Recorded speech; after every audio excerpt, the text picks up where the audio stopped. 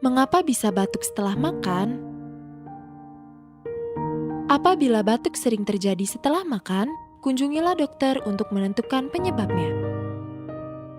Penyebab batuk setelah makan antara lain alergi makanan, asma, disfagia, acid reflux atau GERD atau LPR, pneumonia aspirasi, dan infeksi.